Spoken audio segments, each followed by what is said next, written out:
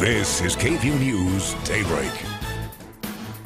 Good Wednesday morning, and thank you for watching KVUE News Daybreak at 4:30. I'm Yvonne Nava. We begin with breaking news this morning out of Bastrop.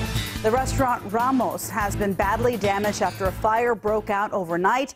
It was reported just after 2 a.m. Right now, Chestnut Street between Main and Water Streets is closed while crews work to put out the fire. No word yet on how the fire started. Right now, we're getting some more information, though. Apparently, the fighters, I should say, found flames inside the building. There was a false ceiling in the roof, and the fire got trapped. So that's why it's taking a little longer for them to put out, because of that false ceiling.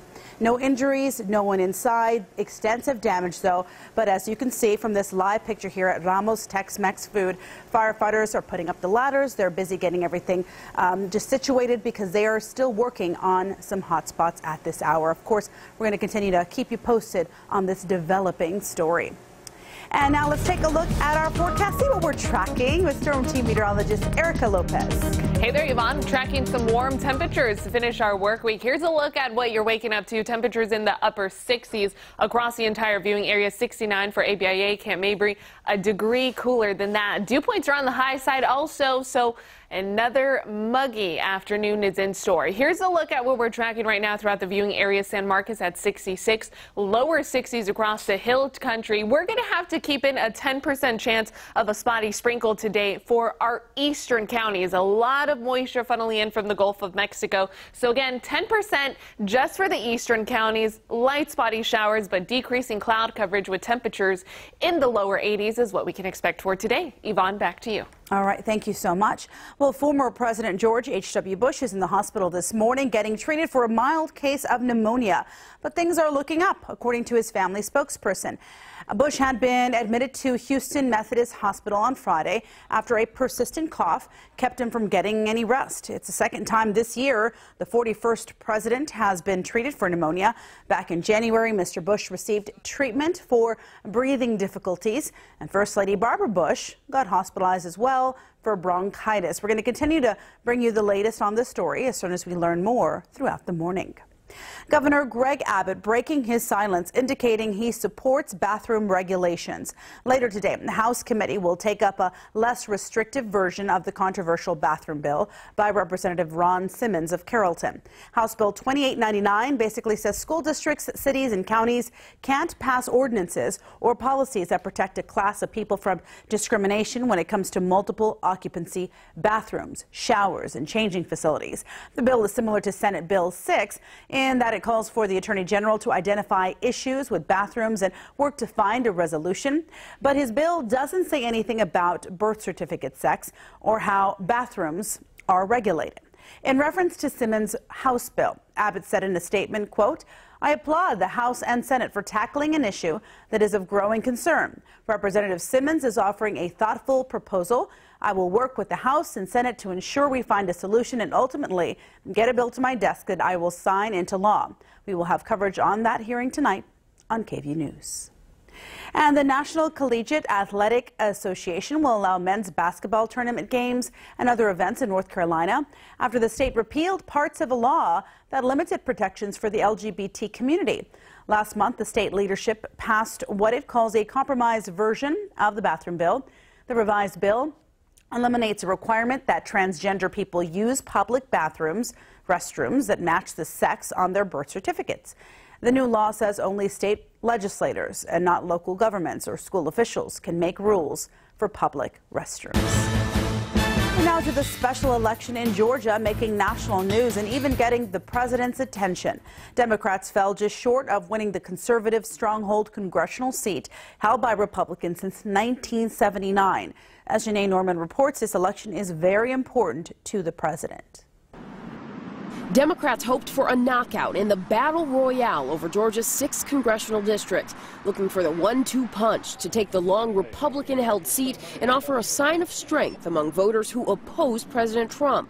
When President Trump embarrasses our country or acts recklessly, I'll hold him accountable. But young Democrat Jon Ossoff came up short against a splintered GOP field, failing to reach the 50% threshold to win the 18-candidate primary outright, now headed for a June runoff against leading Republican Karen Handel. I'm running for Congress because we need to have someone in Congress who is going to be serious about getting the job done. President Trump offered his support, raging on Twitter that Ossoff would be a disaster in Congress and recording this phone message. Liberal Democrats from outside of Georgia are spending millions and millions of dollars trying to take your Republican congressional seat away from you. Don't let them do it. Ossoff's Make Trump Furious campaign fired up the president's critics. Records show Democrats from out of state poured in $8 million worth of support. And overnight, the president taking credit for Ossoff's marginal loss, tweeting, "Despite major outside money, fake media support, and 11 Republican candidates, big R win with runoff in Georgia, glad to be of help." But the 30-year-old former congressional aide is already looking ahead to June. Let's show what people power is all about. Numbers overnight showed the leading Republican, Karen Handel, with just under 20% of the vote. Ossoff had just over 48%, more than the leading 4 Republicans combined. Janae Norman, ABC News, Washington. All right, thank you, Janae. Well, new this morning, the North American Aerospace Defense Command says that 2 Russian bombers were intercepted off the coast of Alaska. U.S. officials say it happened 100 nautical miles south of Kodiak Island on Monday night. 2 U.S. fighter jets from Air Force Base in Alaska intercepted the Russian bombers for a short time, then flew alongside the bombers as they turned away. Officials say this is the first time that Russian aircraft have approached North America in some time. A man police believe killed 3 people in 3 different locations in Fresno, California yesterday could be facing hate crime charges. We're getting reports of multiple gunshot incidences in the downtown area. Officers witnessed 39-year-old Corey Ali Muhammad yell Allah Akbar before arresting him. Investigators say he has written anti-government sentiments on social media and has also posted that he does not like white people. The murdered victims were white males, and officials say they do not believe the murders are related, though, to terrorism. Happening today, family and friends will come together to honor a University of Texas student killed in a wreck earlier this week. According to the Chi Omega sorority, Nancy Jane David died after a crash between her moped and a school bus. That's on the 700 block of Manor Road. It happened Monday. Police have yet to confirm if David is a 22-year-old victim who died in the crash. A candlelight vigil will be held tonight at 8 o'clock. It'll take place in front of the UT Tower. The vigil is open to the public. Police say the bus involved in the wreck is actually a personal vehicle owned by an individual and does not belong to a school district. They're still trying to figure out what led up to the wreck, but they say that the road was wet that night and that it may have played a role in the accident. Well, today we could find out the name of the person who was found dead inside a Bastrop County home after a fire. It happened around 7:45 in the morning, just before 8, in the 300 block of Travis Road and Page here in Texas. The fire is still under investigation by both the sheriff's office and the fire marshal. Officials say it's too early to tell if the cause is suspicious. An Austin police officer is out of a job and a sergeant has been suspended after the officer apparently showed up to work with alcohol in his system. Police say Officer Michael Cuellar operates a breathalyzer machine. In order to get it working, it needs to have a self-administered test. It showed his blood alcohol level was over 0.06 at the time of the test. Police memos show he admitted to drinking the night before, and he had driven himself to work before that test. He told his sergeant, Steve Udias, who has been suspended for 60 days. And officials say he violated policies by not telling the department about the incident when it happened. He faces termination if he violates any policies next year. And we here at KVUE want to remind you to drive alive, Austin. Don't drink and drive. You can find resources for a safe ride home on our website, kvue.com. The search is on this morning for 2 masked men who robbed 2 pizza shops, one right after the other. Take a close look because the images aren't that great. They were taken from security cameras and some security systems. San Marcos police say the 2 guys first robbed a Pizza Hut at around 11:30 Sunday night, and then just after midnight they held up a Domino's. At least one of the robbers carried a handgun. City leaders have rolled out their new zoning map draft, and Austinites can now see how the changes will affect their neighborhoods. Take a look. Code Next is the city's initiative to revise the land development code, which determines how land can be used throughout Austin, including what and where buildings can be constructed. The maps on your screen compare existing and proposed zoning districts. City officials will meet and discuss the initiative over the next 2 months, beginning this Saturday.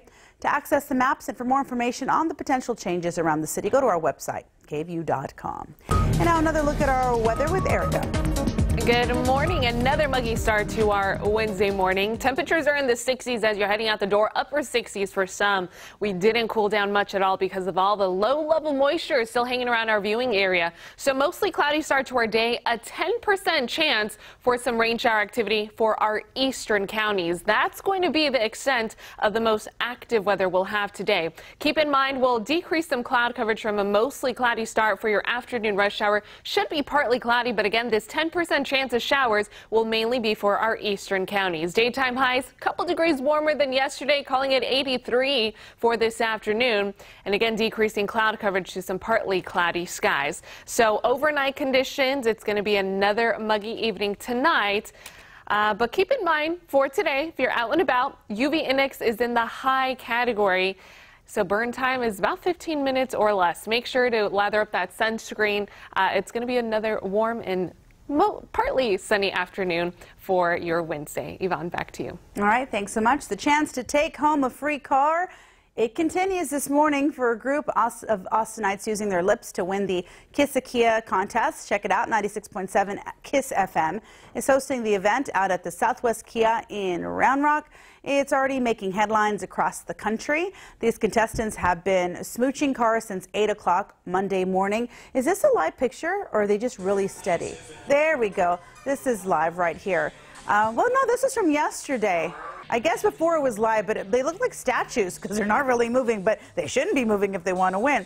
So basically what happens is contestants have had their lips smacked up against these cars in hopes of taking home that new Kia Optima. It started with 20 people. Now only a few were left. They only have a few more hours to go. The contest ends at 9 o'clock. So this is video from yesterday. Brave McDonald's employees praised for helping police track down a very dangerous man. The creative way they stalled an accused killer so that police could catch him. And a Texas daycare worker fired from her job for the way she handled this child. What officials say all parents need to do before dropping their kids off at a daycare.